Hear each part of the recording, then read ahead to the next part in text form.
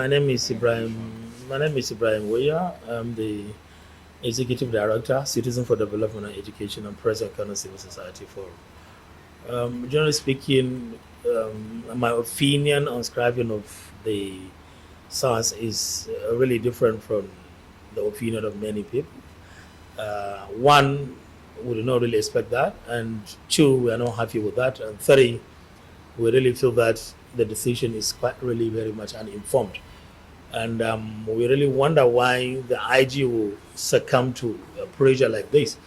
The pressure, I really understand that was quite enormous, but notwithstanding, the pressure did not really actually constitute the kind of maybe push to compel the IG to take this kind of very sensitive decision.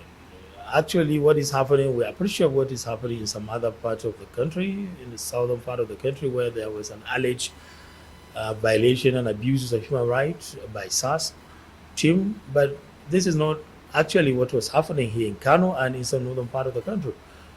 Because this team of SARS, they really help a lot in trying to curb the increased rate of armed robbery, kidnapping, and many related offenses in the north. And we really enjoy a very good, friendly working relationship with them here in Kano. We knew what they did, and it was because of their own intervention and because of their own effort that really led to having a peaceful state that we are enjoying. We remember, and I remember very well, I'm sure that every citizen of Kano will really believe it. Axis like Chidunwada, axis like Dugua, these used to be very notorious places, and sometimes even considered as a den for criminals and criminality. But with the effort of what SARS was doing, they were able to carve them and to crush them. And there were peace all over the state. The issues of castle rustling, kidnapping, armed robbery, they all stopped in Kano. There was so much drastic decrease of criminality in Kano State as far as Kano is concerned. We worked with the security agencies, particularly the police, and we enjoy working with them, and we really understood their own predicament. We're not really saying that the SARS are just like a sign or what they've been accused of is not true, no. But what we're saying is that this did not really warrant a situation where the whole team all over the country will be scrapped. There should have been a dialogue where people will channel their own opinion on how best this team could be restructured, and there will be a reform. There's not anywhere in the country where you find things or atrocities or violations or abuse of human rights are not happening. Anywhere in the country, anywhere, wherever it is, even in the court, somebody may allege that there are things like that, but that does not mean that you should scribe it or abolition. That is not actually the solution, because now that the SARS has been dismantled, then what next again? What about the increasing threat to security in Nigeria that we're facing? There are a lot of increasing threat around issue of kidnapping, around issue of armed robbery, coupled with some of the factors that really facilitate that, the issue of increasing poverty, lack of employment, increasing rate of unemployment in the country. These are all factors that really generate a lot of tension. Joblessness of the youth is also contributing to that. And this is a thing that are so much interlinked with the insecurity. But at a time when the federal government has failed to come up with another framework, another architecture, structural architecture or security architecture that is going to really take care of the growing needs for the security response in the country. But now another team that has been very much proactive has been scrapped, and we are now back to zero then. So I think, honestly speaking, the decision was not wise, it was not really informed, and it was not really actually public oriented.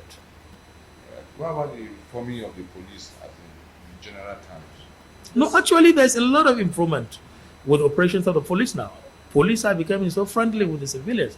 I work closely with the police under the community policing. I work a lot in partnership with the police. The Civil Society Forum formed a partnership. I serve as the co-chair of that. We work closely, and we always, on monthly, on quarterly basis, we sit down to review the activities of the police and also to review even the scale of the criminality, the rate of the crime in the state. And we are finding a lot of things is changing positively. And if you can believe me now that, especially with the current project that we are undertaking under the Kano Civil Society Forum on the Administration of Criminal Justice Law, a lot of things have been done. A lot of things is improving in the police. In the operations of the police, they are so much becoming more friendly with the people. The issue of collecting money for bail is so much reducing. A lot of people are getting so civilized. People are getting so sensitized about that, and they are getting more awareness of that it is a crime, that it is an offense to give money for bail, and the police are also appreciating that. And also, the police are also appreciating that there are some cases that they should not really be entertaining, which are purely civil. That there are so many number of cases that are purely of civil background, and they should allow that to be decided in court. They should, advise people to go to court for any such claim. But in a situation where there are this kind of improvements, and the police are also doing their own best to see that they really adhere strictly to the professional ethics of the service, and now you are demoralizing them, what do you really expect now? And look at what is happening recently in Kano. The resurgence of the phones snatching, killing of people, stabbing of people with knives during evening hours in some quarters in Kano. Then look at actually what is happening. It's quite really unfortunate. And the police promptly responded to the situation, and they are trying to curb the situation, trying to see how they can contain it. But in a situation like this, even though they are even battling with some of the allowances, some of the welfare packages there is yet to be provided. And they are now demoralizing them, despite the fact that they all the time lay their own lives at stake, putting their own lives at stake to save the lives and properties of the people. So actually, the decision is not really fair. And what IG really did is quite really very wrong. And we feel that he should really have a thorough think about this. We really appreciate what he's doing, and he's trying to be very police-oriented, a public-oriented police service. But notwithstanding, you will really have to appreciate that the mandate of a person given to two different persons all depends on the approach. Each person will employ his own approach. Somebody may take advantage of the mandate to encroach on the right of other people, while some will try to see that they strictly adhere to the applicability of the best practices when it comes to do their own job. This is natural about human beings. Human beings are like that. When you give somebody a power, he may tend to corrupt it. That is the tendency of a person. It's not everybody that are really trying to restrain himself from exercising certain power that are too excessive. So this is thing that we can understand, and we should really appreciate the situation as Nigerian citizens. We know what is going on. We know what is happening. Not only even within the security agencies, even within the public service, we know what is going on. Where somebody will be appointed in the public office, and he will take advantage of that, enriching himself, enriching his own family at the detriment of the majority of the citizens' interest. Somebody will be looting, something which is meant for 100 billion people, but one single person will loot it overnight. So these are things that we should really understand. We should appreciate the sentiment of the people, how people operate, defending on the power given to them, defending on the opportunity they have really gotten.